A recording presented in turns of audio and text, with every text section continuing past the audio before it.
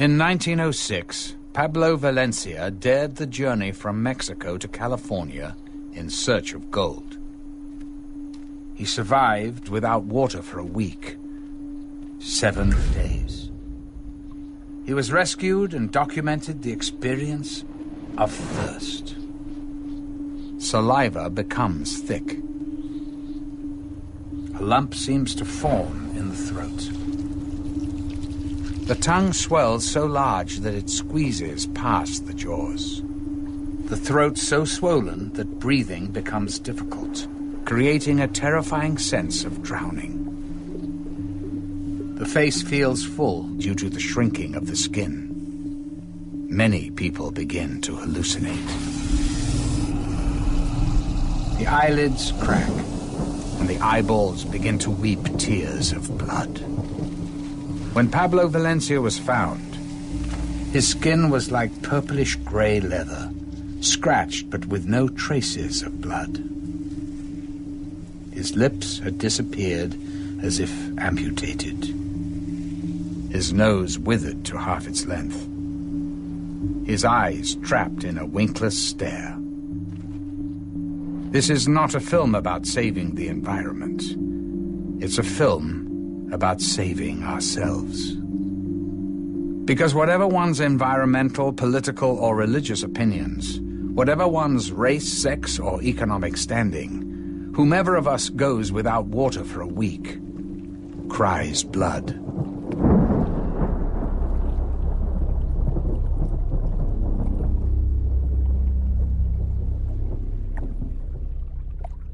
There is always a lot of focus on, well, what's the environmental impact? And that's a perfectly valid issue and concern. The abuse of water and the taking of excessive water, diminishing flows and levels, can destroy the sustainability of ecosystems. But we can't, in the name of preventing environmental impacts, there's a mentality that says, well, as long as we're not causing any significant impacts, we should be able to use the water any way we want, including selling it, exporting it for private gain of a few. When it's all said and done, people need water to survive. That's what the bottom line is. When we search the universe for life, we search for water. Because it is only from liquid water that all known forms of life exist.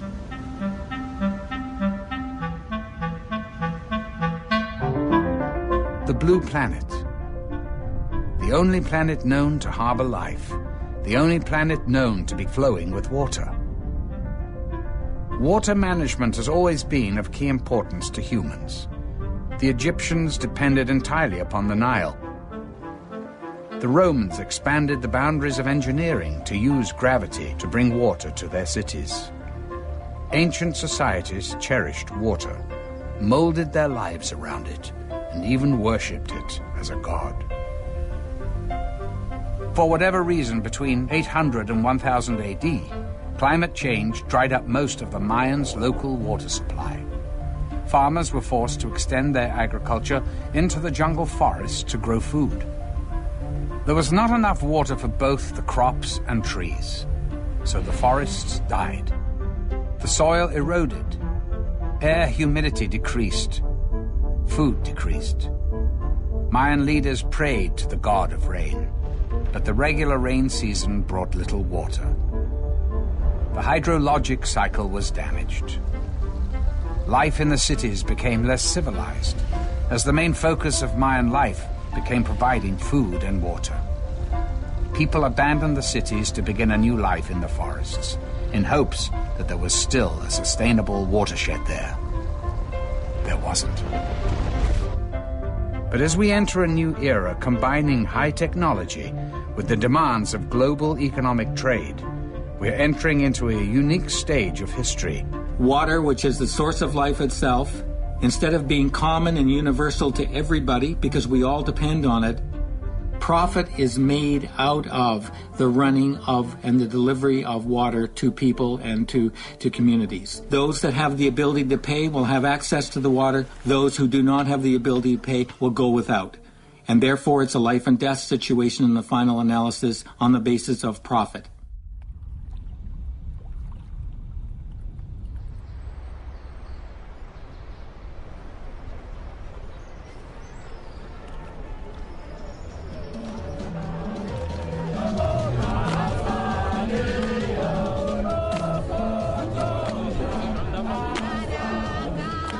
Thank you very much, and it's a great honor to be on the stage with you. I want to talk, comrades and friends, about a global water crisis in which we know that the world is actually running out of water. And that wasn't supposed to happen. It wasn't supposed to be able to happen because we were all taught back in, I don't know, grade 3 or 6 or whatever, that there's a cycle. When it rains, the water falls from the clouds down all the way to the ground. It soaks into the ground and then the grass and trees grow. Sometimes there's so much water underground that lakes and rivers just pop up, like when you squeeze a box of apple juice. The rivers carry the water back to the ocean. Inside the ocean, the water floats up to the sky as clouds again. Then the wind pushes the clouds towards the land and it rains again. This all happens over and over, forever and ever.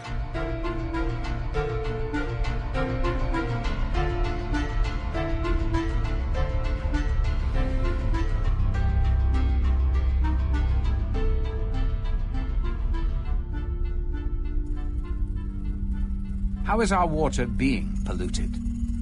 Agriculture uses chemicals to increase farming productivity. Ironically implemented to counter a diminishing water supply, these chemicals pollute the groundwater. Automobile gas emissions pollute the clouds. But perhaps the most damaging culprit is industry. Water pollution has been linked to the rising miscarriage rates in women, lower sperm counts in men, and it is so globally severe that the Malaysian government proposed the death penalty for anyone caught contaminating water. This is the most polluted river in the United States. There's active polio, tuberculosis, hepatitis. Well, we try and reason with the aliens and, tell them what's in the water and try and get them out. None of the agents are going to get in that water to get any of these aliens. They're just contaminated. We have a gate that we deploy across the river down the ways a little bit, and we'll deploy that gate, and then they'll all pretty much go back into Mexico. We already have a battery of shots that we take here at the local hospital. It's about 18 different shots for if any agent falls in that water to keep from contracting something. What we saw today was a river of human sewage. The water smells like nothing you could ever imagine, as much as 25,000 liters per second flow. Pasan los desechos de los hospitales, de las escuelas, de todo lo que ocurre en la ciudad y que descarga el agua en el drenaje profundo viene a dar por aquí. Salen incluso pedazos de humanos, a veces de los hospitales, desechos, alguno que otro peto pasa por aquí, perros muertos. It goes into the northeast where people grow crops that later on are sold in the Mexico City market. So we are being poisoned. Our wastewater is returning to us in the form of food. When you look into the rivers, you can see bubbles. That means that the rivers are losing oxygen. Contamination and pollution of the water systems is creating cholera, and water diseases are killing more children today than malaria or AIDS or even wars themselves. The wetlands would normally have been a process whereby there would have been some cleansing of that taking place. It goes through the wetlands and it comes out more purified into the river systems, etc. But what happens when the wetlands are destroyed, where we poison a certain amount of water that can never really be fully recycled? What we now know is that we are polluting and depleting this finite stock of fresh water so fast that we're now mining the groundwater faster than it can be replenished. It rains. The water hits the ground and percolates into the soil, collecting underground into what are known as aquifers or groundwater. But how much of our finite supply of water is underground? We can only estimate, as there is no reliable method to accurately measure, which is why our growing dependency on groundwater is such an urgent concern. The fabled Atlantis in the Middle East had a real city attached to it. It was called Ubar. It disappeared and no one could figure out what happened. And then some archaeologists found it. And what they realized is it collapsed into the desert sand from groundwater pumping. Not only could it happen, it is happening today in Florida. Giant sinkholes have emerged, all of a sudden just big cavities in the ground opening up. The effects are not always evident, as with a sinkhole or lost city. Entire regions can slowly and evenly sink as a watershed is depleted. Perfect example is where Mexico City is now. There was once an oasis of water. When the Spanish came, they didn't want their new city to look like Venice. They wanted it to look like Madrid. And they used slave labor to cut down all the trees that would protect the water sources and to dredge the water systems. And what happened was that they just destroyed the water table. And of course, that was one thing when there were 10,000 people living there. It's another when there are, maybe 25 million. They've taken the rest of the water underneath the city. The city is literally sinking in on itself, and these great big churches are beginning to, go sideways. And Mexico is having to go further and further and further away from its local water sources, because there aren't any left, to find water. Human ingenuity has found out ways to get water from beneath the surface of the earth for thousands of years. What's changed, though, is the technology. We now pump approximately 30 billion gallons of groundwater every day.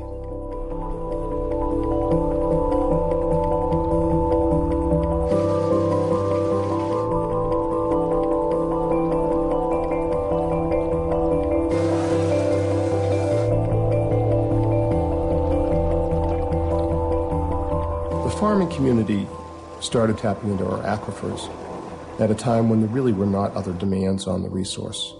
The way that the law works is that they're allowed to use limitless quantities. And then the added kicker is that the law said, if you don't use it, if you don't divert all of this water, you may lose your water right. So with that scenario, it doesn't encourage conservation of water. I mean, why am I going to go ahead and quit pumping to save water and lose everything? So then a guy like me who may want to quit pumping to quit depleting the aquifer, I have to keep pumping in order to keep my water rights. When we pump water for such irrigation, some of it percolates back into the ground, which is called recharge or return flows.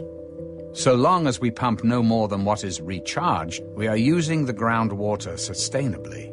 The problem is that we're pumping up to 15 times more water from the ground than is returning back into it, creating a global crisis. One thing that most people don't know is that the world is desertifying very quickly. We are becoming a desert in many places. Our soil is eroding, simply meaning that overgrazing, winds, and flooding damage the top layer of earth, essentially hardening it to the point that rainwater cannot easily soak into the ground. Our life source literally slips away from us, back into the ocean through sewers and rivers, draining the land of its moisture and life.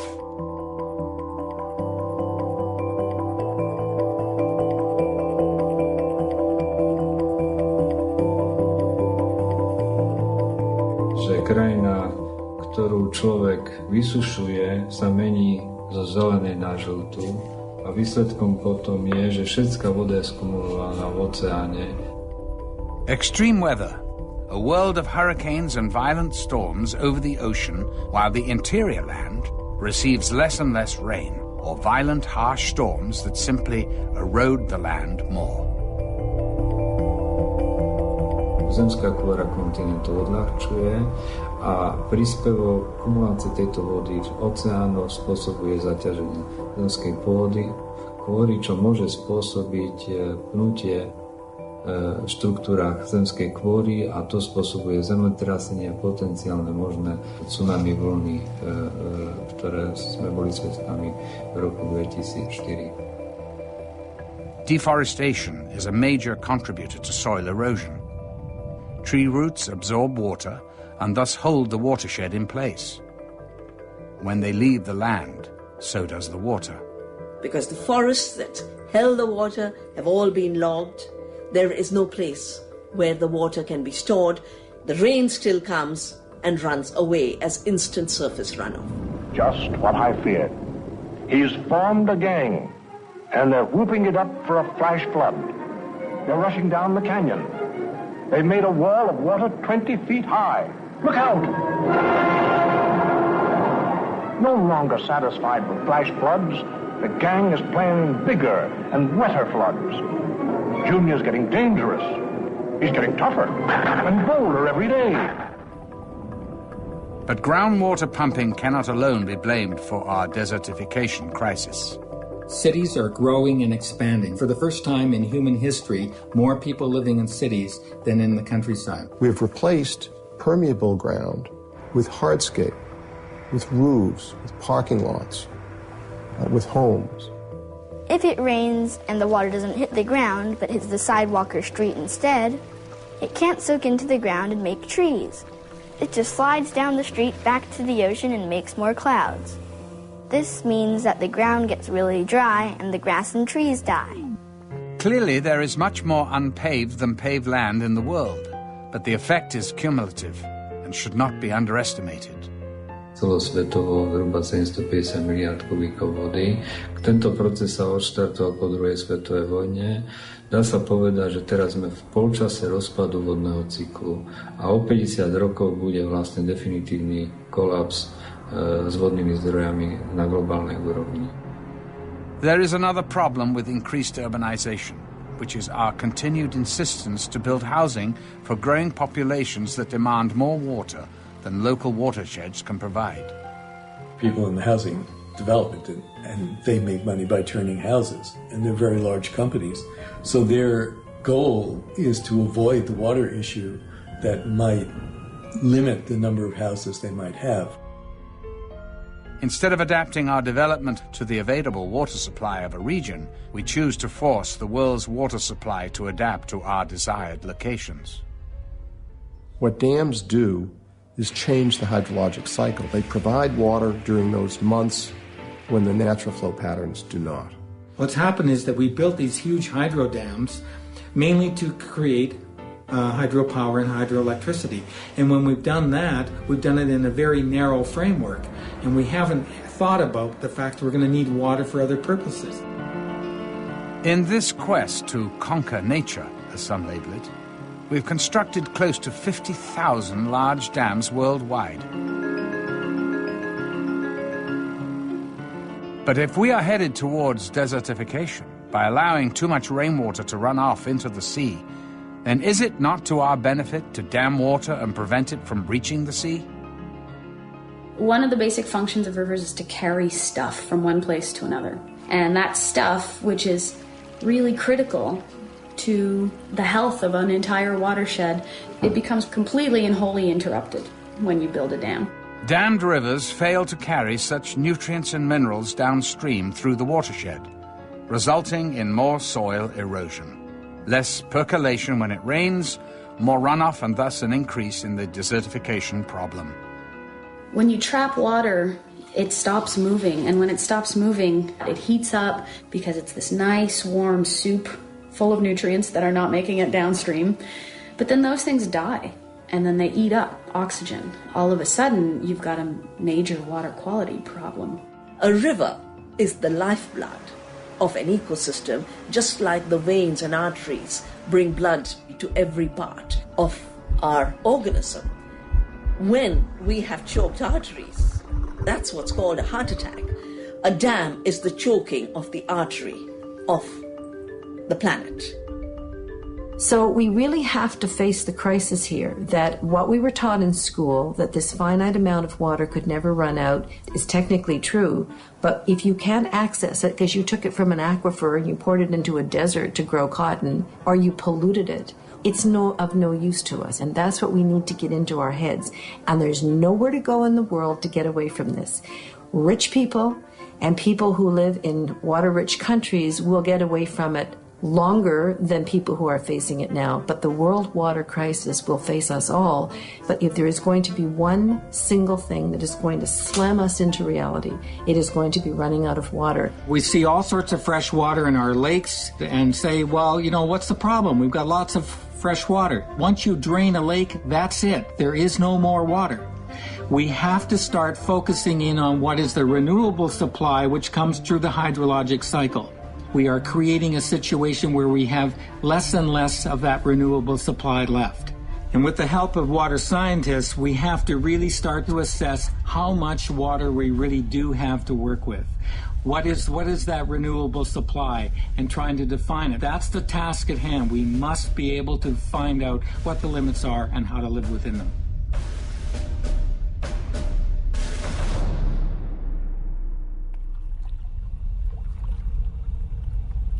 But instead of our governments coming together and saying, we have a limited amount of time to come together and find the solution, what they've done is they've handed power over to big water companies who want to create a kind of water cartel.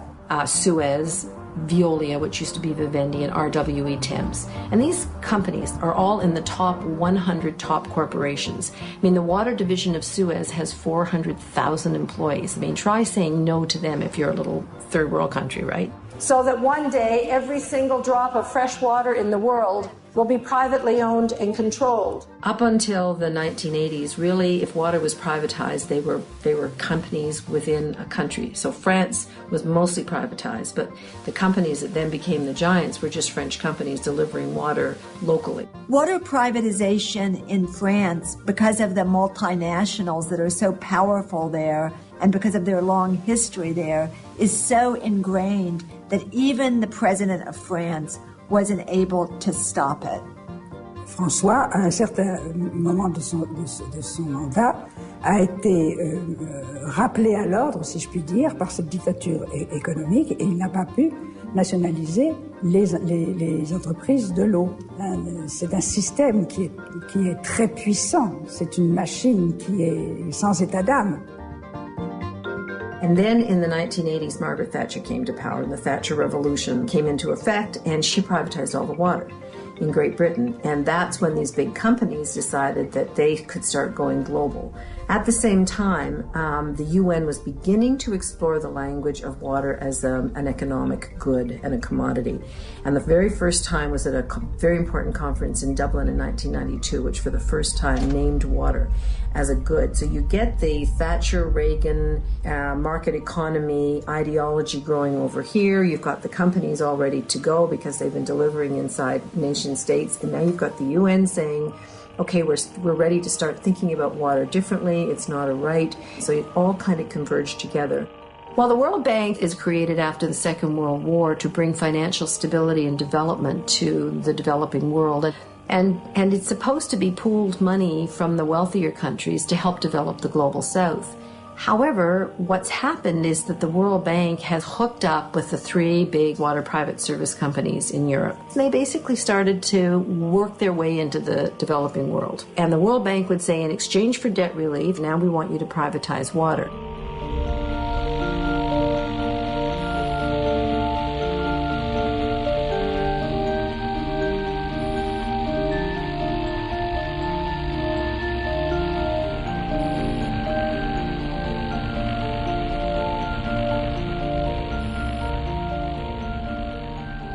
The WTO comes in with rules that basically establish this in a new constitutional framework. It's run by what's called the Quad, which is the United States, Canada, the European Union, and Japan.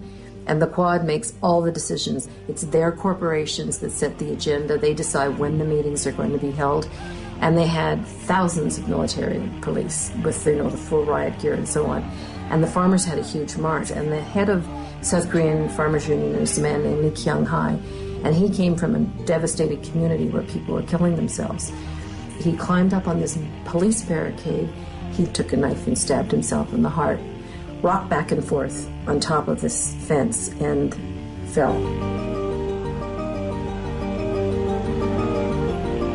He died a couple of hours later in the hospital. And this became an enormously important symbol. These trade rules are not some dry academic thing on a piece of paper. These are rules that affect people's lives, and these are rules that are killing people. This is the new colonialism. It doesn't come in ships.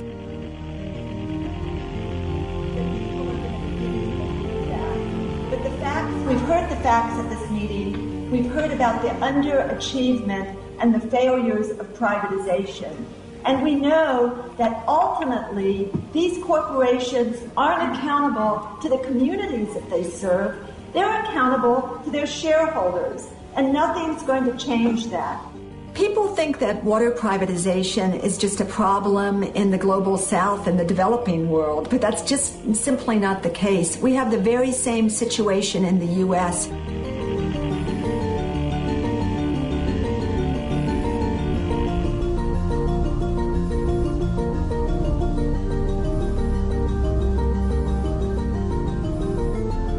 It's the very same story, whether it's in Atlanta, Georgia, or Buenos Aires, Argentina. It was a big push at the time. Privatization was the word. Everybody wanted to privatize something. And frankly, I'm not opposed to privatization. We privatize our recycling pickup, but this water was different. But we did sign a contract with United Water for 20 years for operation and maintenance of our water system. For these companies, when their name has been tarnished because of their malpractice and their mismanagement, it can be a big advantage to use another name. Suez often uses the name Ondeo, and very rarely the brand Suez is visible. And the same, of course, with Vivendi. Vivendi had gained a very bad reputation because of their records in failed privatization and mismanagement. And they were suddenly reinvented under this name Veolia, and a huge advertising budget was spent to create a positive feeling around this new brand name. Of course, advertising is a crucial factor in the way these companies are trying to save their image. And almost immediately started having service problems, and citizens could not drink the water unless it had been boiled.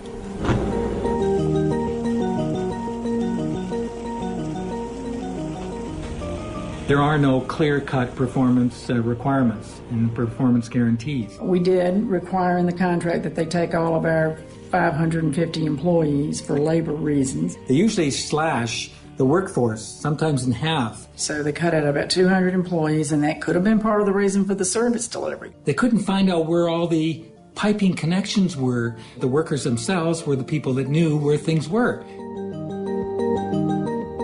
The mayor at the time was Bill Campbell, and Suez gave him a $6,900 campaign contribution, but he wasn't running for office. A trip to Paris where he and a female companion stayed in the best hotels and were wined and dined. Although 2 of the 3 water corporate giants are based in France, and French water has been privatized since the time of Napoleon, a small percentage of French regions have maintained their own water distribution through their city councils. The city of Grenoble managed its own water for over a century, providing good quality water at low prices to consumers. Suez bribed our mayor. Le maire de Grenoble a choisi de privatiser à Lyonnaise des Eaux Suez.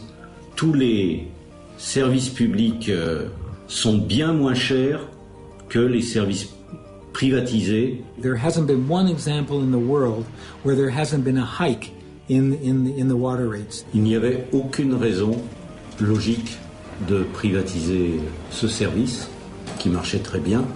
Sa décision de privatisation était en échange d'avantages personnels, avait acheté le maire de Grenoble. I'm not a big fan of government controlling a lot of stuff. I've been in government. I worked in the federal government, I worked in state government, I worked in local government. and I see an extraordinary amount of corruption.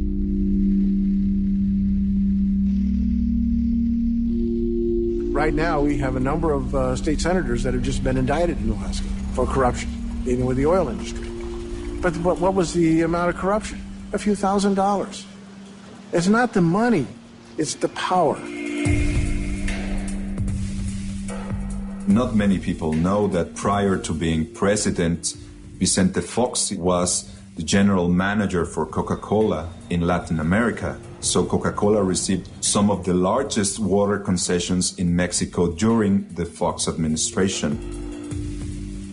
And this is something that really needs to be opened up for serious debate. People do not realize the extent to which there is a direct giveaway on the part of governments of water resources and services to industries locating in their jurisdiction. Well, I want to be very clear about the situation in Mexico that President Vicente Fox has given us no special favors on water issues or anything else along that line. The largest water concession given by the government in the whole country was to a Coca-Cola bottling plant. It takes as much water as it wants. You could say that Coca-Cola ruled Mexico. If you really look at the controversy of whether water should be owned privately or water should be owned publicly, I see abuses on both sides. When water is only owned by the government, you have an opportunity for abuse. When water is jointly owned by someone who is a capital interest, a private interest, a profit interest, and government, you have a partnership that tends to balance those things out. The new face of colonialism comes in the form of Coca-Cola. You walk anywhere in Africa and it's Coca-Cola water. You cannot get anything but, you cannot drink the water out of the tap. You can't even find purifiers. You are an absolute slave to this company. Dasani is not meant to be a substitute for municipal supply, so we are absolutely in support of robust, comprehensible, and equitable water and sanitation systems. In this country, you have to pay more for this water than you pay for the same amount of Coca-Cola. So that's something. Dasani is in plastic bottles, and Coca-Cola are in glass bottles. Now, when you look at the price difference, what you're looking at is that the cost of producing those bottles is much higher.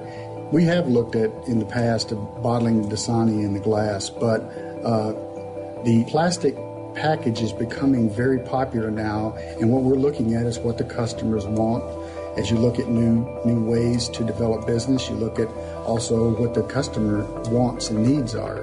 The situation with the cost of Dasani is more about the packaging, and also plastic bottles are taxed at a higher rate than glass bottles.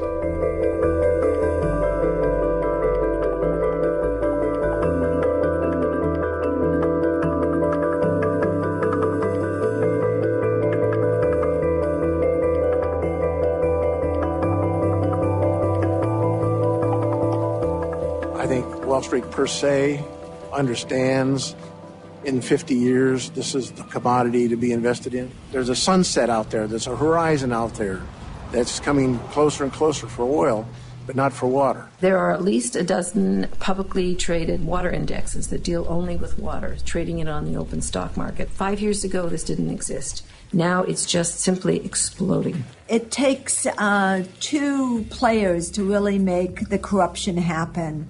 First of all, we have corporations who are often greedy, but corporations are not social service agencies. They're there to make a profit. And what happens too often is that the water hunters are able to come in and either the government is corrupt or the laws are not sufficient to protect the water resources. As a water hunter, you just go out and you try to find a water source. It's not going to cost you a lot of money to clean up. The problem is getting it and holding on to it. Canada had 12 contracts for bulk export of water, and arbitrarily, with the change of government in British Columbia, canceled those contracts. When you have a change in government, the previous government's commitments are subject to renegotiation, and that's just the way it is.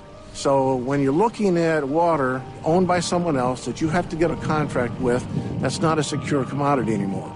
The only way to have a secure commodity is to create it yourself by desalination. Many do not see the harm in depending on desalination for our future water needs. And suddenly, many countries in the world are looking to desal and building new desal plants as the alternative, and this is going to save them. But to do that, we require a great deal of fossil fuels, and burning of fossil fuels, which contributes to global warming, which in turn contributes to the climate change problem in general. In order to address one problem, we end up creating a new problem. We already have an energy shortage. Where are we going to get the energy to use desalination? And a lot of corporations are saying nuclear technologies.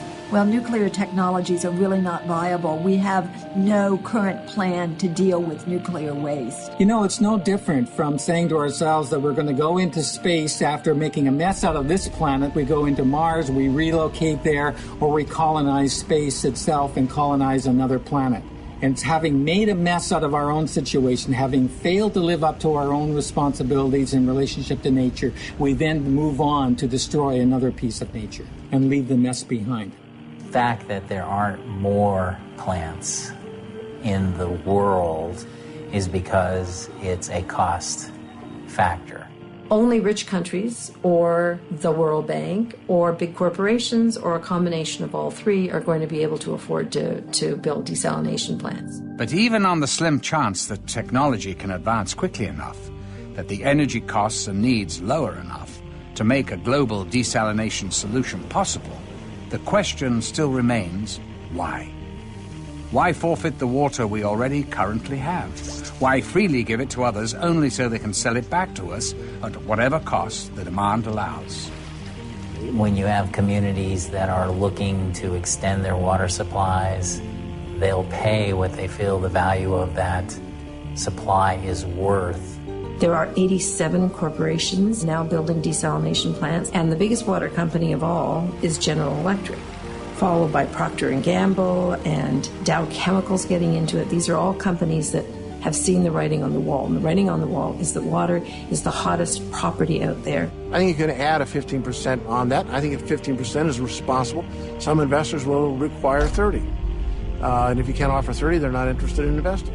What we actually have is that these big corporations are going to profit from dirty water. So they don't want to see the pollutants not going into the water in the first place. They want to have a model where they can step in and provide very expensive technologies to clean up pollution after it occurs. I wondered when I looked at the UN Millennium Goals why they didn't include goals around pollution and cracking down on the fact that if you can't use the rivers and lakes in your area, then you're forced to mine groundwater.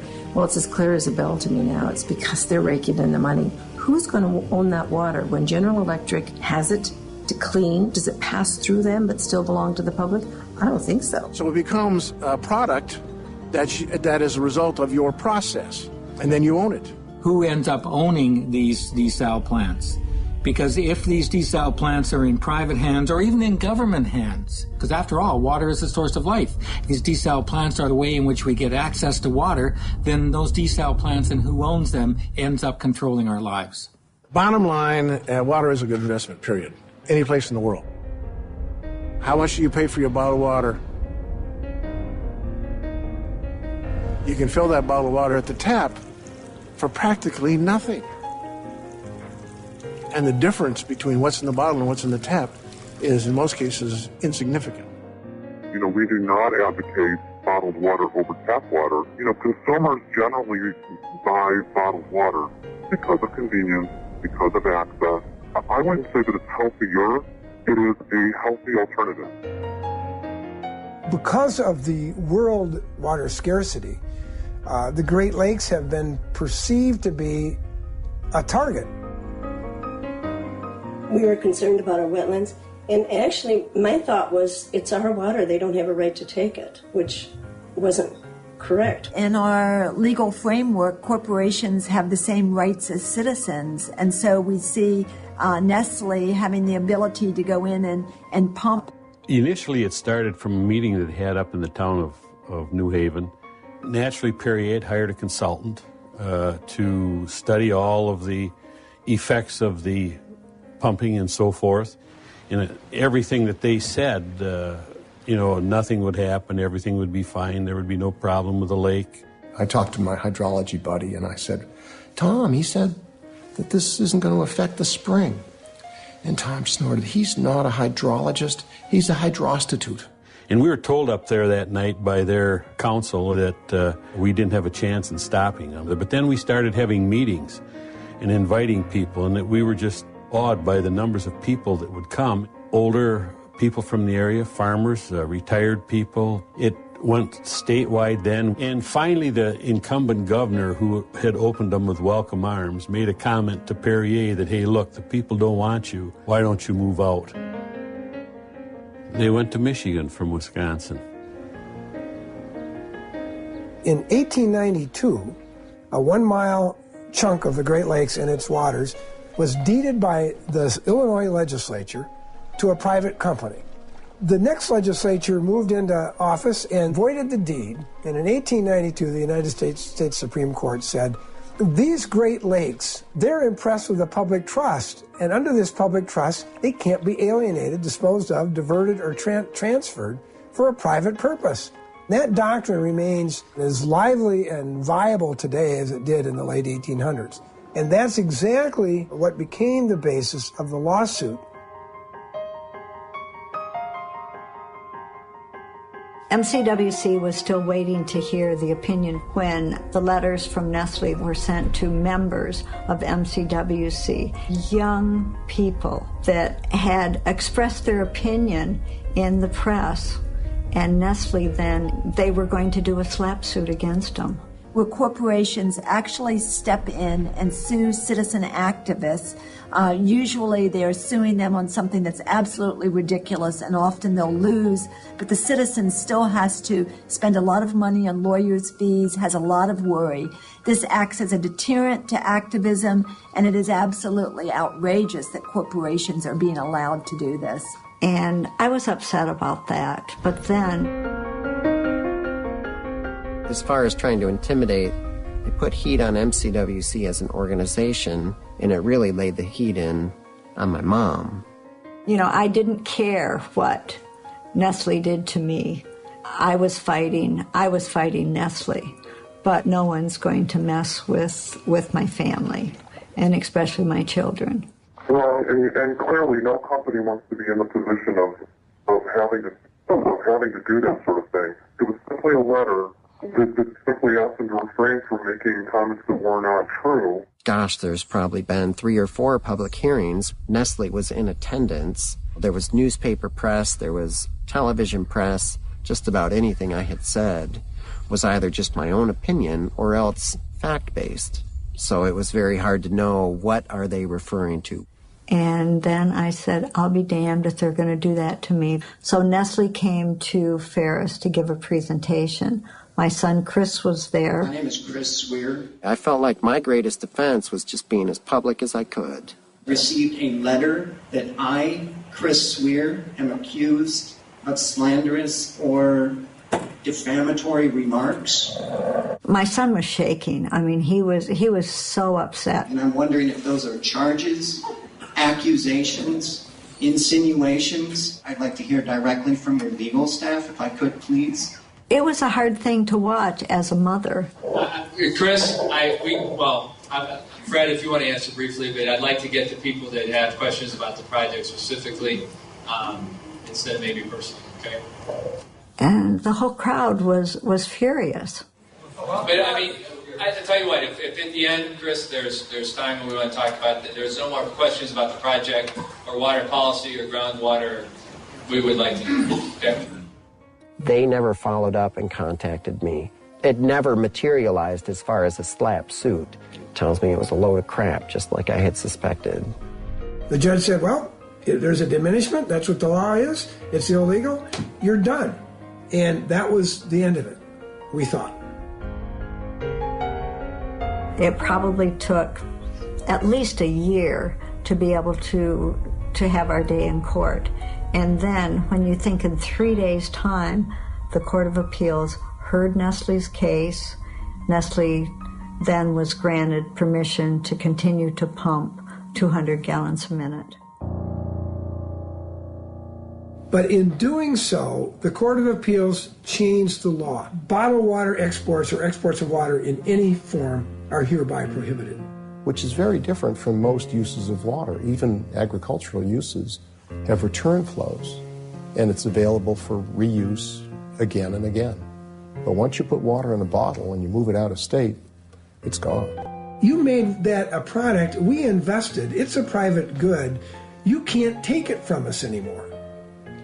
It's too late, you open the door. Michigan is telling the world, come in and buy water rights here, and by the way, under this case, if you can demonstrate an economic benefit of shipping it somewhere else, you can have it. Changing the way water has been perceived as a public resource in a way that we may not be able to retreat if we make a mistake.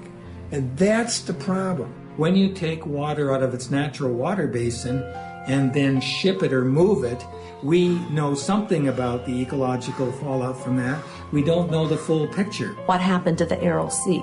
The Aral Sea was a lake, in fact, that was so huge that they called it a sea. And the countries around of the old Soviet Union decided to grow cotton in the desert and started siphoning off this water. And it's almost completely gone now. Company comes along and says, the impact of 210 million gallons a year in a tanker truck is no different than 210 million gallons a year in a bottle. And you already let the bottled water people do that, so you have to let us do that. And so that's how I got started in looking at bag technology.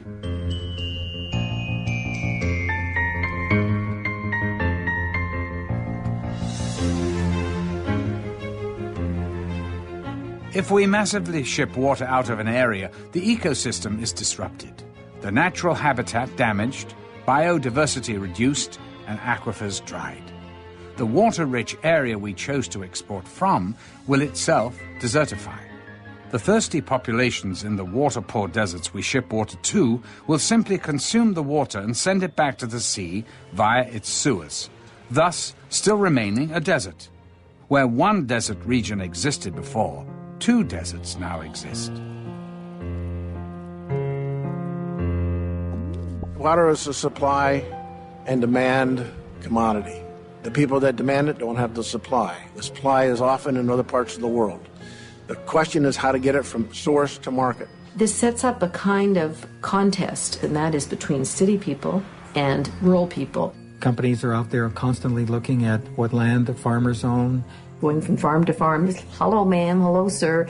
Now what are you doing farming all day? Must be a lot of work. I bet you get up real early, and why don't you just let us rent or buy your water? And we have had Texas Water come in and volunteer to build a pipeline. What I'm afraid of happening is the water will not be sold here. Into that pipeline will go out of the basin into areas such as Santa Fe or Albuquerque. So this is a new development that's taking place as more and more of us move into big cities and don't want to think about where water comes from. Increasingly, it's coming from the places that grow your food. This is really, really, really short-sighted. You're using water from an ecosystem in Northern California, transporting it through long pipes and canals to Southern California to grow alfalfa. The alfalfa is then shipped to places like Japan, where it is fed to the high-end Kona beef, and then much of that beef is shipped back to the U.S. So we've set up this system of agriculture that just doesn't work anymore, and it's really based on the concept of virtual water, where we're growing crops for export in thirsty places and then moving them long distances, rather than having our food grown more locally and more sustainably. China is a very dry country, but agribusiness is moving there because there are fewer laws and labor is very cheap. Almost all apple juice sold in the United States comes from China now. We're losing our ability to even grow apples because it's cheaper to produce them elsewhere. That means that a country like China that doesn't have very much water is exporting its water to the United States through apples. Then we sign trade agreements like NAFTA so that our subsidized corn using water from desert-like areas in the U.S. can undersell the farmers in Mexico. A lot of that water actually stays in the corn and is then transported to another ecosystem and is completely lost. For instance, here in Kenya, they grow most of the roses that are sold in Europe, and they export them. And they're grown around a beautiful, beautiful lake called Lake Naivasha, which is being depleted at an appalling rate. All done by foreign corporations, huge, great big flower plantations. If they keep doing this, within 5 years it will be a putrid puddle. So here's one of the driest continents on Earth, exporting water, being told by the World Bank to export its water to get its way out of debt.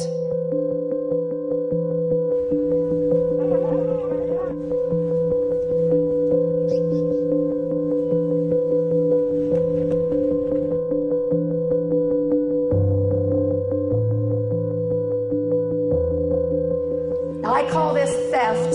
I also think it's a form of murder. Joan Thorpe Root, the Academy Award-nominated British wildlife filmmaker and African conservationist, lived in Kenya and made great efforts to save Lake Naivasha from being destroyed. Her assassins broke the nearest window to her bed, where she was sleeping.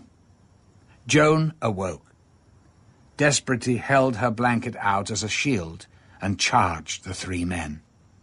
The men fired their AK-47 assault rifles from outside the window, riddling the room with bullets through the lace curtains.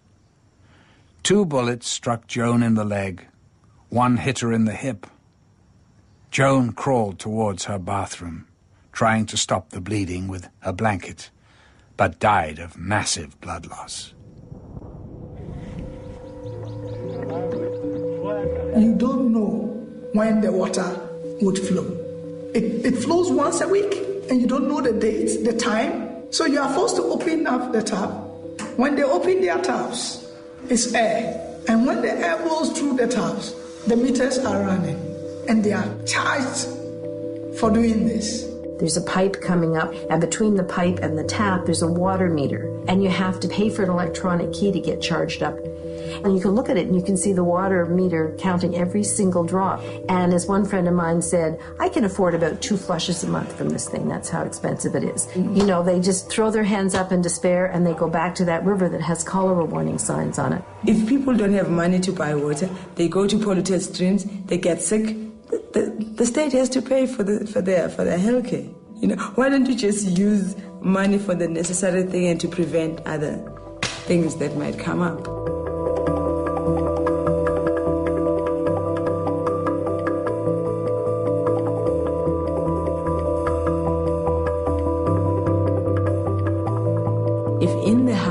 I'm the only one employed and I buy water, I'm going to limit or ration the people who are living in that house.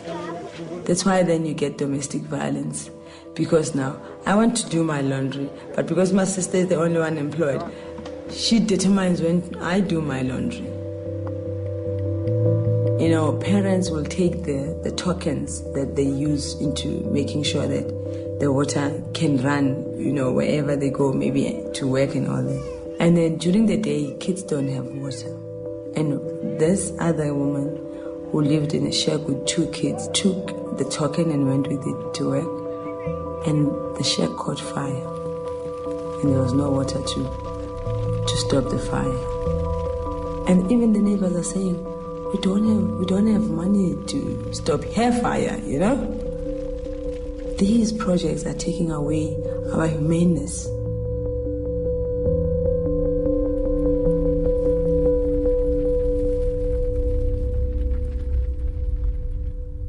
I was in grade 1. I was 6, so I didn't really think about much. I thought the whole world was go to school, don't get your parents too angry. You do a charity project each year at our school. You do your canned food drives, you do your raise money for cancer. That year, you're raising money for developing countries. And for 1 penny, you could get a pencil. 5 pennies, you could get soup for the day or things like this. And then she got to a point where she said $70 would buy a well. And then she explained to us, yeah, people are dying because they don't have clean water. They were just disbelieving that. What do you mean you can get sick from water and that you don't have things to clean yourself with, let alone drink the water? Then we asked, well, if they want water, how far would they have to go? And she said, sometimes as far as 10,000 steps. I counted the steps it took me to get from my classroom to the water fountain, and I counted 10.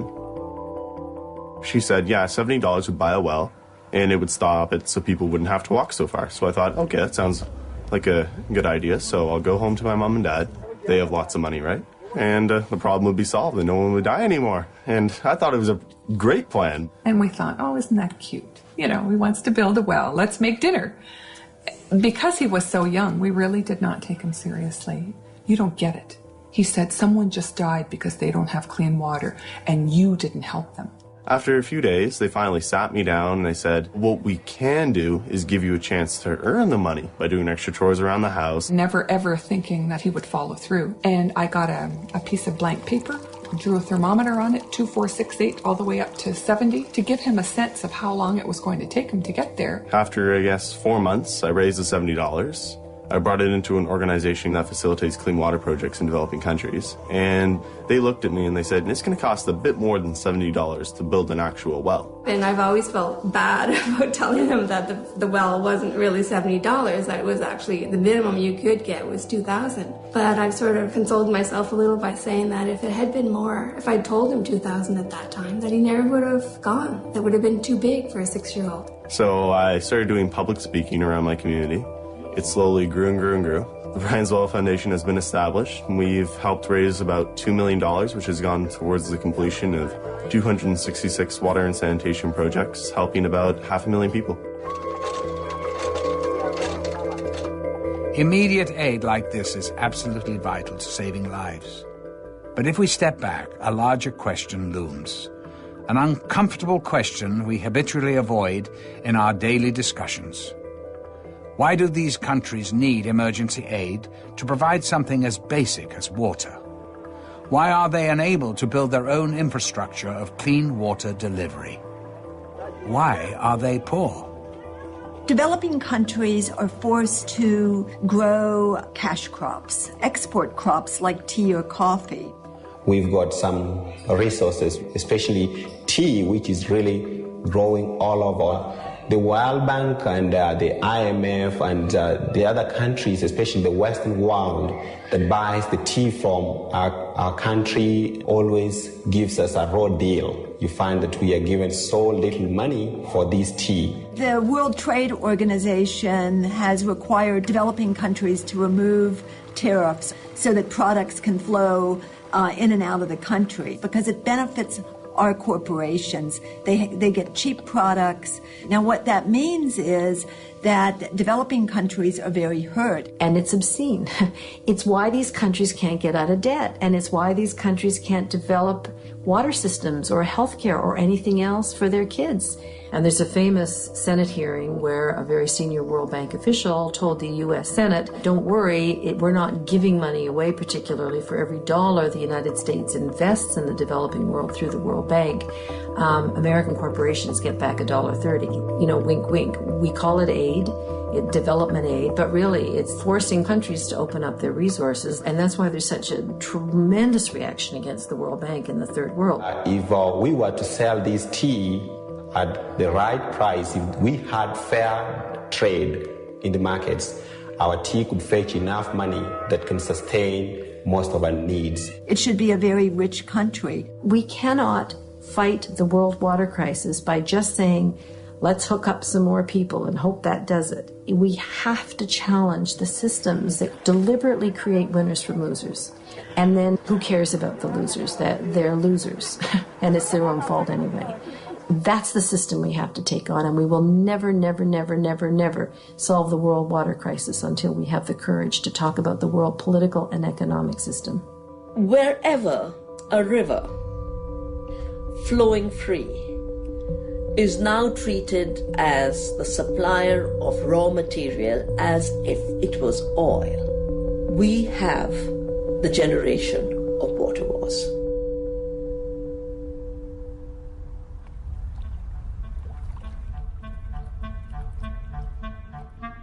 The Chinese, the symbol for water, not only means water, it means control, which I think is quite profound in the sense that controlling water is everything. And the word rivals, for instance, comes from Latin meaning river. The rivals were people standing on either side of the river throwing things at each other. And you're just going to see more of that as the technology develops to be able to suck water out of the atmosphere. Now you're going to find water from the atmosphere and clouds being stolen. New techniques for controlling the weather are being tried. When conditions are right, rain is made to fall by seeding clouds with dry ice or silver iodine. It's happening in China and some other places where a particular village pays for a plane to go up. They make it rain before the cloud gets to the next village. So there's real anger and real political tension.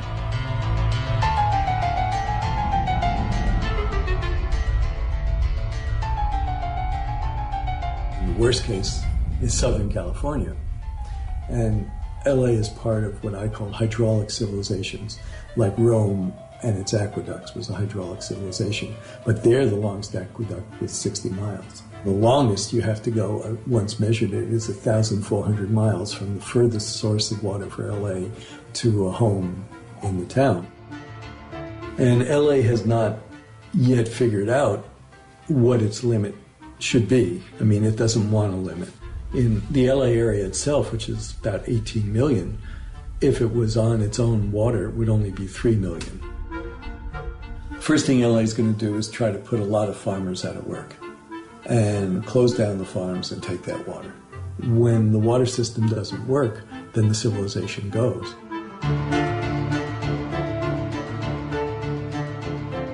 The most famous conflict occurred in the Owens Valley, and Mulholland was the head of the water department there and noticed that it was pretty much a downhill run to LA in the 1920s. And so he got together a whole bunch of investors to divert all the water from Mono Lake and send it down through an aqueduct to LA. It put the farmers out of business, and there was a big violent rebellion. In two different instances tried to blow up the aqueduct. They partially succeeded once, and then they were arrested, and then they sent in kind of goon squads to get rid of the farmers, and then they paid them off. The last great water war in the United States was 1934, when Arizona sent in the National Guard because California, again, was building a dam across the Colorado to divert the water to California without giving Arizona any. And the ferry captain that took people across the Colorado put a cannon on the front of her ferry, and they went up and threatened the dam. But it led to the Secretary of the Interior to stop the dam. One of the most bloody water wars is still being fought over the river Kaveri, that farmers of Karnataka and farmers of Tamil Nadu both required more water out of that river. A bandit of Tamil origin, Veerappan, kidnapped a Karnataka actor with the demand that large amounts of water be released to Tamil Nadu. It was really as a chess game in the water wars. I was doing a major study on conflicts over resources for the United Nations University. This fat file of mine on river water conflicts suddenly had no more coverage because the entire issue was now being presented as an issue of religion, not water demands and water conflicts. So many water wars are presented as religious conflicts, when in reality they are fundamental conflicts over resources. Well, I want to tell you about one country tonight, and that's the country of Bolivia, South America's poorest country. Several years ago, the World Bank refused to guarantee a $25 million loan to finance the investment program of the local water co-op and forced Bolivia to sell its water systems to a subsidiary of Bechtel. The water prices now account in Bolivia for more than they pay for food. Well, I have a story to tell you tonight, and that is that the people rose up in Bolivia.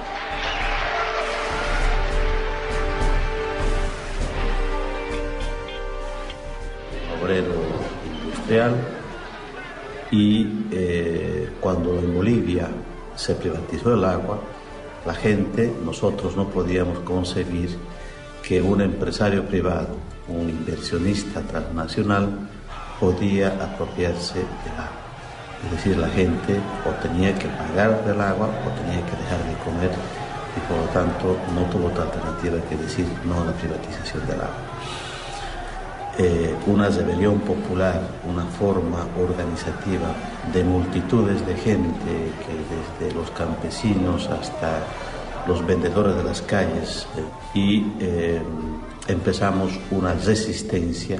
El gobierno sacó al ejército y a la policía para garantizar la seguridad jurídica de la empresa, garantizar las utilidades y las ganancias de la compañía. And it's really interesting because, you know, the World Bank has imposed the same kind of private control and takeover of many other things in developing countries. Healthcare, education, their energy sector, their mines, and so on. But when it comes to water, something happens and people say, I couldn't stop you there, or I didn't know how, or I thought maybe you would be right, but you are not taking my local water. Asociados de una abierta complicidad de los gobernantes en ese tiempo en Bolivia, que inclusive se privatizó el agua de la lluvia, es decir, que se prohibía a la gente el acumular el agua de la lluvia. And this is where you get the civil wars, because the army is brought in to control local dissent against these transnational corporations. Who are you protecting? There's your people without drinking water, and you're protecting foreign investors from North America and Europe? Más de 100 heridos de bala, numerosos detenidos. Civil, hubieron más de 20 francotiradores que mataron e hirieron a la gente. 17-year-old Victor Hugo Doza was killed by a shot through his face.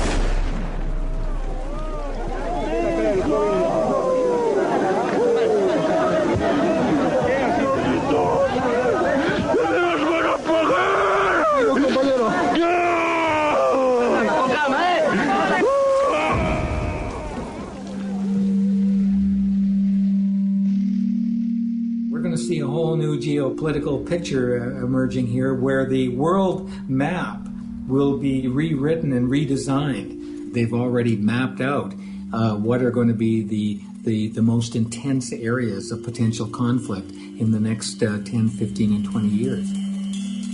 So the water-rich areas of the world are Brazil, Canada, Russia. So these big superpowers are beginning to position themselves in such a way that water, like energy, is seen as part of their future security, including their military security, including their commercial security, and they're beginning to understand they have to secure future sources of water.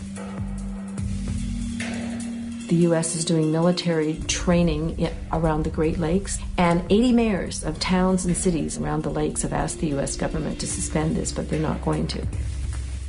I got involved in this issue in the mid-1980s when Canada was negotiating a free trade agreement with the United States, and the free trade agreement included water as a good. There was a statement made by one of the participants that Canadian water would be flowing to the United States Midwest from the Canadian North by pipeline within 2 to 5 years. Who knew? And move that water into a crater in the Rocky Mountains, which would be kind of like a huge mega reservoir. And nobody will stand up in our country to the United States administration and say, this is our water, because they know that the United States would consider that as serious as if we put missiles along the Canada-U.S. border. It just would not be tolerated in the U.S. In the new regime, where water is being treated like oil, the protection of that commodity is being ensured through a militarized defense. And the good part of Brazil sits over top of the largest aquifer in the world, which is called the Guarani Aquifer. This is going to be a major source of fresh water in the future. Very recently, the United States has established a military base located just inside the border of Paraguay. As you know, the United States itself is running out of water. Water is becoming more and more a matter of priority in American foreign policy. Secretary of Defense Donald Rumsfeld went on a quiet mission to a number of Latin American places, including Paraguay, to try to see what kind of further advancement could be made regarding the presence of U.S. Forces in that region. Shortly after Rumsfeld's visit, something like 500 special forces were stationed at the military base there in Paraguay. Este caso, no momento agora, quando os países tomaram conhecimento, já tinha sido aprovado pelo Parlamento do Paraguai. It remains to be seen what will happen and what they're doing there exactly as to whether the purpose of that military base is really to secure a military presence at a very pivotal location for exercising some measure of control over the Guarani aquifer and water takings from the Guarani aquifer. In the last few weeks, there's been report in the media about George W. Bush, the president, purchasing land in Paraguay. The speculation is that that has to do with wanting to have access to the aquifer and pump water out of the aquifer. Jenna Bush, who is the daughter of George W. Bush, had paid a quiet 10-day visit to Paraguay, in particular meeting with top officials in the government. And as it turned out, what was happening, at least this was what the speculation was in the press, was that she was about to facilitate the purchase of something like 100,000 acres of land in Paraguay in her family name. At the same time, though, that was happening, it was discovered that George Bush Sr. already had something like 173,000 acres of land. Was this an example of the Bush oil family now switching from black gold to blue gold, turning to water and purchasing water? Clearly after that, there were a series or a string of denials on the part of the Bush family. Not directly. They did it through agencies, U.S. government agencies. Eles negam a construção da base. The world's largest dam is located very close to that area, and so that also was a matter of considerable interest for the U.S. as well. Os americanos, não diria o povo americano, mas uma parte dos americanos, principalmente de seus governos, tem uma visão muito militarista, economicista e predadora. E quando não conseguem no convencimento, vão pela força. A visão economicista, a visão imediatista, é a mesma visão que levou, em outro campo, ao americano ter o que teve no Vietnã, como agora no Iraque. Será que essas lições eles não aprenderam ainda? I mean, there's no question that that region of the world is the Middle East of water in the future.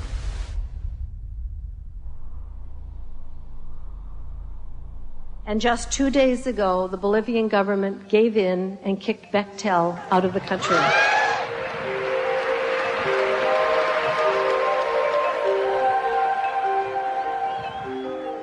Humble Bolivians, led by a 45-year-old, kicked one of the world's biggest engineering companies out of the country for its criminal behavior and told the World Bank to go the hell with it.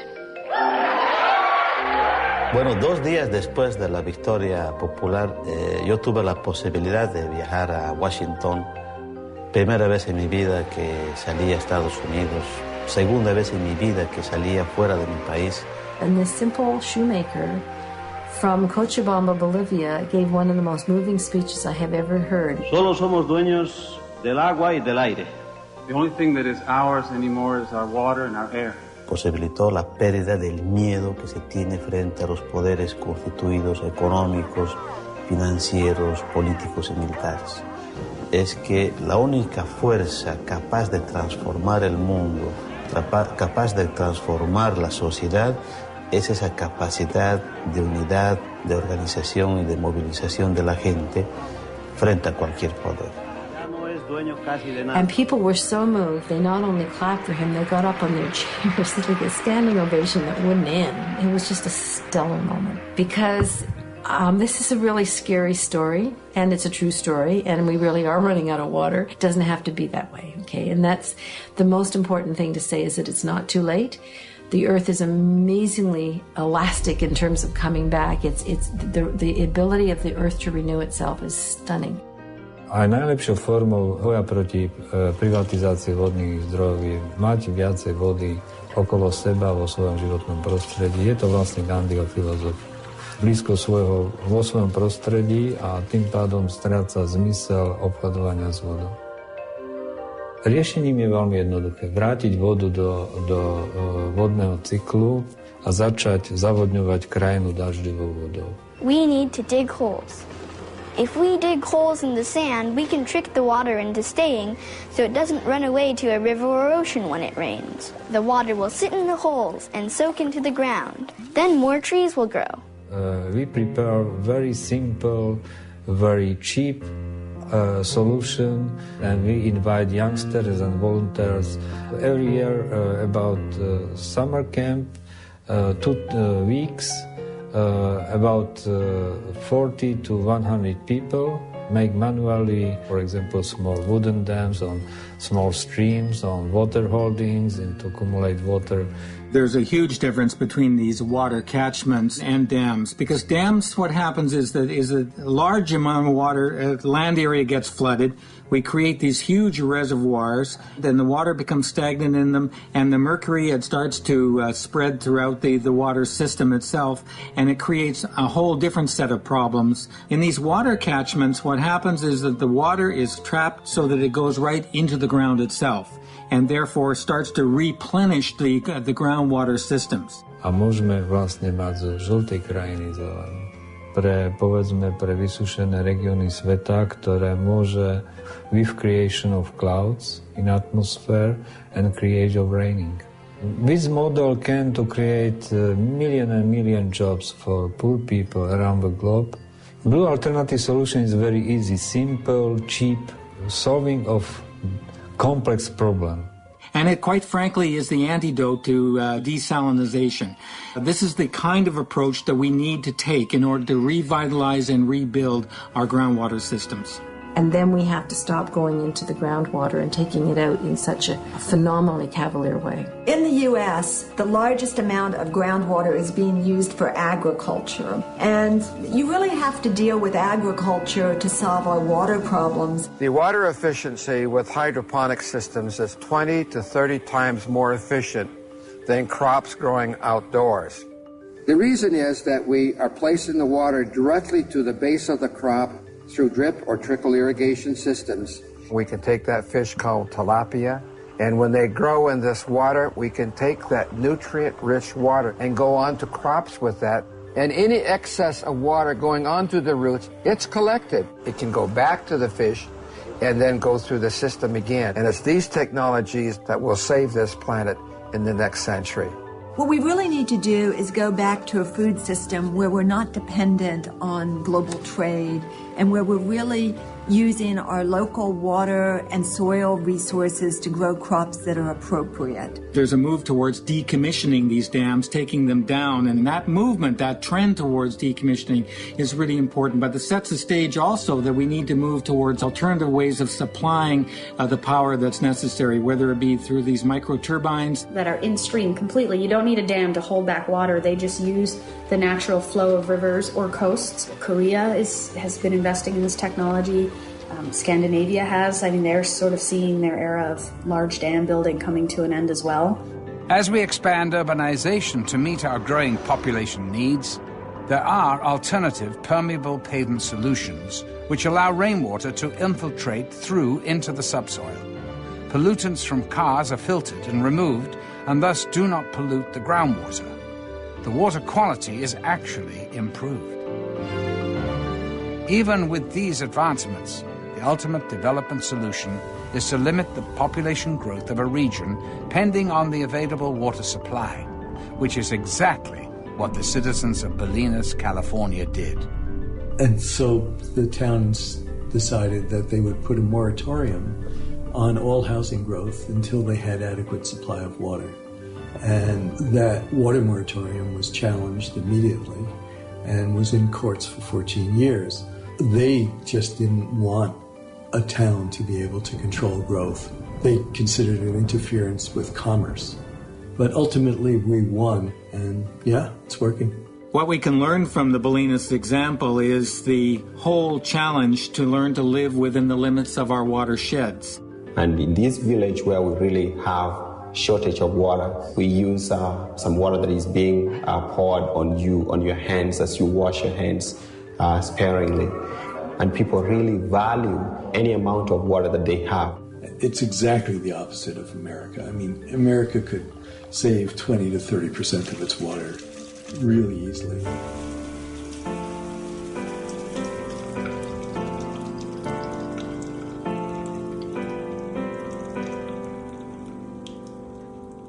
If we adopted the toilet style of Israel, for instance, which has 2 buttons, one for urine and one for feces, the one for urine is less than a quart. You know, everybody takes water for granted. We're going to have to grow a constituency for water issues. Think about climate change. Groups have been working on climate change for 20 years, and it's taken that long for the general public to be aware of it and for us to begin to make the legislative and regulatory changes that are necessary to really solve the problem. We need to do that for water. To call for a United Nations Convention that explicitly states that water is a human right and a public trust that must not be denied to anyone on the basis of inability to pay.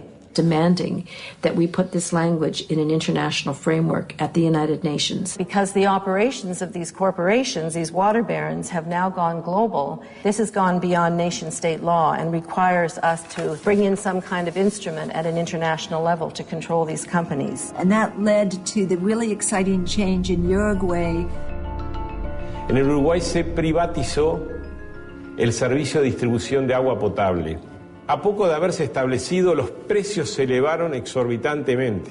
El agua que se distribuyó en algún momento estuvo contaminada. Se llegó incluso a cortarle el servicio a una escuela. Los uruguayos, con una larga tradición democrática, promovieron la reforma de la Constitución, where citizens were able to pass a constitutional amendment that actually established the right to water and forbids privatization. That's the model that we've been using when we talk to groups around the world and the model that we're promoting. So we're looking for a small group of nations to begin a process within the process in the United Nations. There are some powerful countries opposing the right to water, most prominently the United States. To my eternal shame, my own country, Canada. It has a lot of water resources, and they're concerned about having to send water to the United States. China, Egypt, Australia, and possibly India. They don't want to have to be responsible for providing their citizens water. This is life and death what we're talking about, and I feel very, very strongly that we have to put ourselves out there on the line, and sometimes it can be dangerous, but we have people power on our side. To the disapproval of the citizens of the small town of Freiburg, Maine, the water bottling company Poland Springs set up a plant. To appease the population, Poland Springs gave away a case of bottled water to the first 50 townspeople to visit their office. Led by 89-year-old Republican store owner Howard Dearborn, they poured the bottled water into Lovewell's Pond, back where it came from. This week at the World Social Forum is being launched an historic organization, the African Water Network. A world that is going to say no to commodification of our common goods like water. To mobilize and protect Africa's precious water sources from abuse and from corporate theft. Now we have a defiance campaign that says, okay, you can install your meter. After you turn your back, we take it out, we connect the pipes, and then we throw your meter away. The court case has cost over $1 million. We've done a lot of innovative fundraising, and you have to realize that we're just normal, ordinary people who are living day to day and fighting, this giant. I play sports, I hang out with my friends, I do all that regular stuff any teenager would do. It's just I do this on the side. I just wanted to get people clean water so they wouldn't die. I guess being that young sort of helped a lot because I think I was too young to be nervous. You just see smiles light up on people's faces. because they have clean water to drink. A smile doesn't light up on my face because I can have a shower in the morning. None of these people, I don't know if there was an activist in the group. When you come from the grassroots, I think legislators look at it totally differently than they do if you are an activist. And I think that's what we had, is they couldn't go back on us and say, you guys are always out there raising a ruckus. Probably the end result isn't going to affect any of us because we're going to be gone.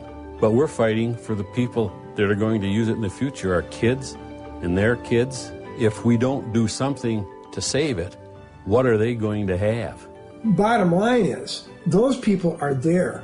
And I'm talking Republicans, Democrats, and everything else in between and beyond. They're there because if money is more important than water, where are we? Our previous mayor was indicted and tried and is currently serving time.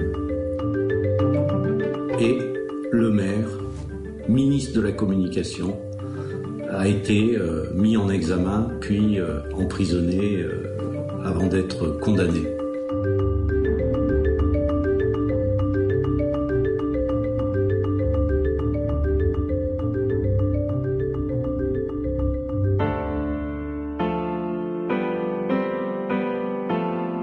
We've made some serious enemies. I've made some serious enemies for myself.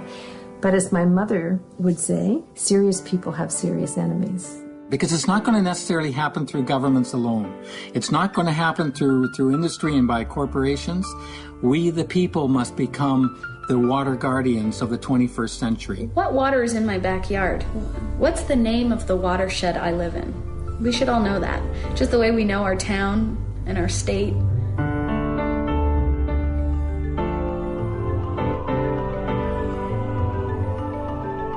And then ask the question, where does your drinking water come from? And where does your wastewater go? Just start asking the questions. You don't even have to do anything. Just ask the questions.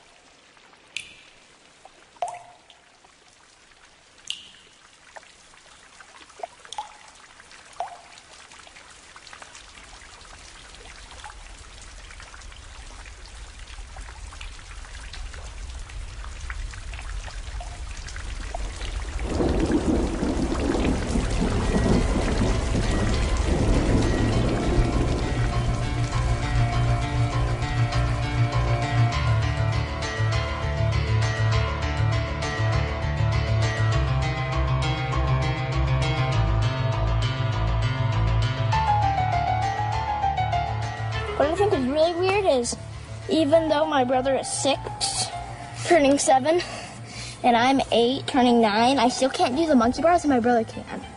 They were selling Ice Mountain at the school cafeteria. My principal came into my class, and then I told my teacher that I had to talk to her about the Ice Mountain thing. This is my problem poster about what Ice Mountain is doing. They're draining the lakes. When they drain the lakes, they're also draining the springs and the wells. And this is just like one of my little glow-in-the-dark things. Before Ice Mountain, after Ice Mountain, mud flat. And then over here, the solution. Send letters to the decision makers. Boycott Ice Mountain. I showed these posters to the school board, my class, and student council in Michigan, despite lawsuit in court.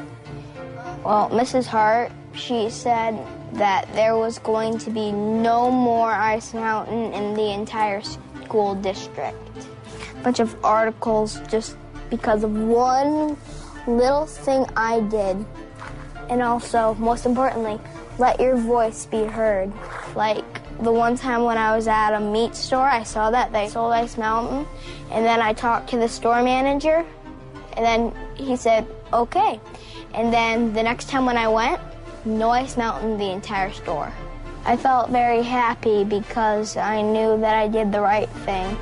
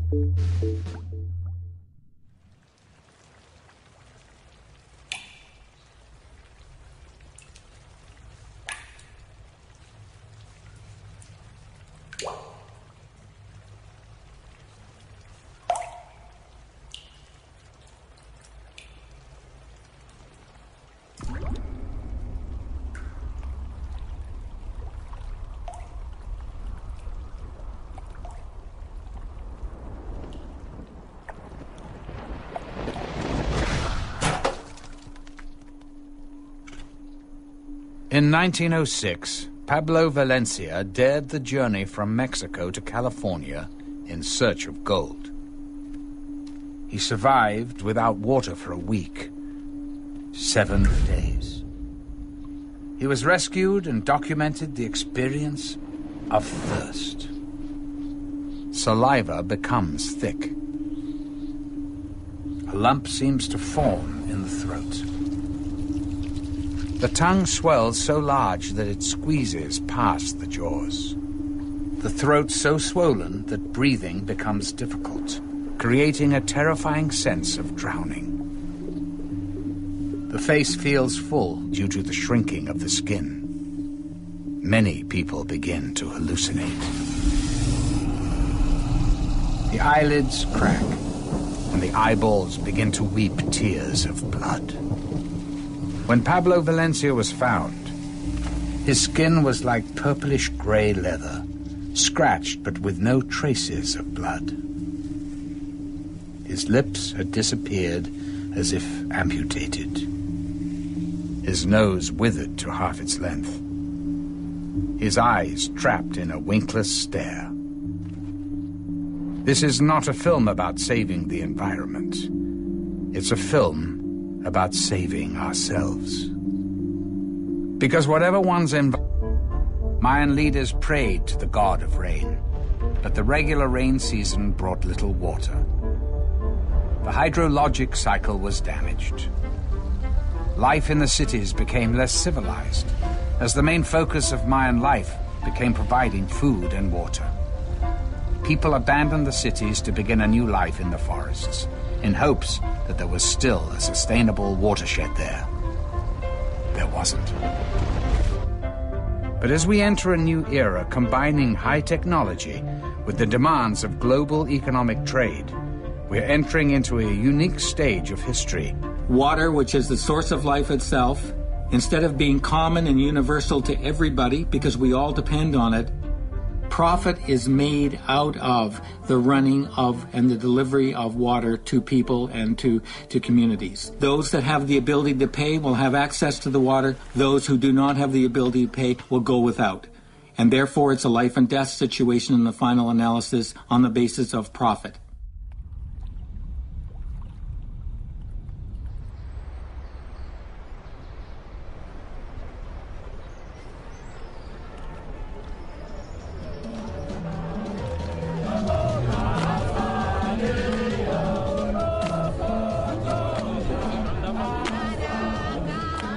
Thank you very much, and it's a great honor to be on the stage with you. I want to talk, comrades and friends, about a global water crisis in which we know that the world is actually running out of water. And that wasn't supposed to happen. It wasn't supposed to be able to happen because we were all taught back in, I don't know, grade 3 or 6 or whatever, that there's a cycle. When it rains, the water falls from the clouds down all the way to the ground. It soaks into the ground and then the grass and trees grow. Sometimes there's so much water underground that lakes and rivers just pop up, like when you squeeze a box of apple juice. The rivers carry the water back to the ocean. Inside the ocean, the water floats up to the sky as clouds again. Then the wind pushes the clouds towards the land and it rains again. This all happens over and over, forever and ever.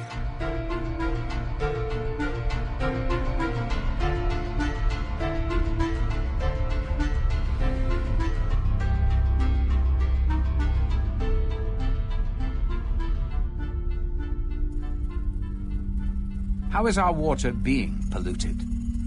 Agriculture uses chemicals to increase farming productivity. Ironically implemented to counter a diminishing water supply, these chemicals pollute the groundwater. Automobile gas emissions pollute the clouds. But perhaps the most damaging culprit is industry. Water pollution has been linked to the rising miscarriage rates in women, lower sperm counts in men, and it is so globally severe that the Malaysian government proposed the death penalty for anyone caught contaminating water. This is the most polluted river in the United States. There's active polio, tuberculosis, hepatitis. Well, we try and reason with the aliens and, tell them what's in the water and try and get them out. None of the agents are going to get in that water to get any of these aliens. They're just contaminated. We have a gate that we deploy across the river down the ways a little bit, and we'll deploy that gate, and then they'll all pretty much go back into Mexico. We already have a battery of shots that we take here at the local hospital. It's about 18 different shots for if any agent falls in that water to keep from contracting something. What we saw today was a river of human sewage. The water smells like nothing you could ever imagine, as much as 25,000 liters per second flow. Pasan los desechos de los hospitales, de las escuelas, de todo lo que ocurre en la ciudad y que descarga el agua en el drenaje profundo viene a dar por aquí. Salen incluso pedazos de humanos, a veces de los hospitales, desechos, alguno que otro feto pasa por aquí, perros muertos. Environmental, political, or religious opinions, whatever one's race, sex, or economic standing, whomever of us goes without water for a week cries blood.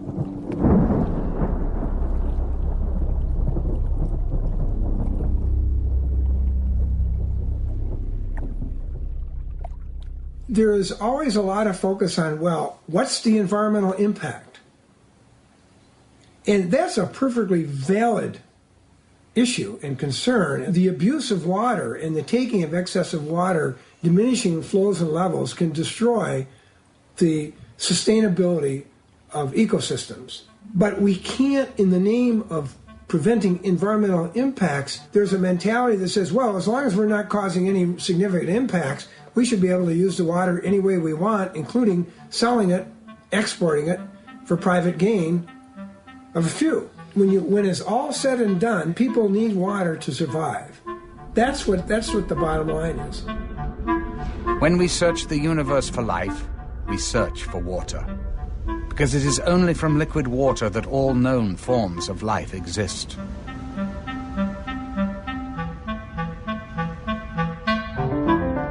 The blue planet.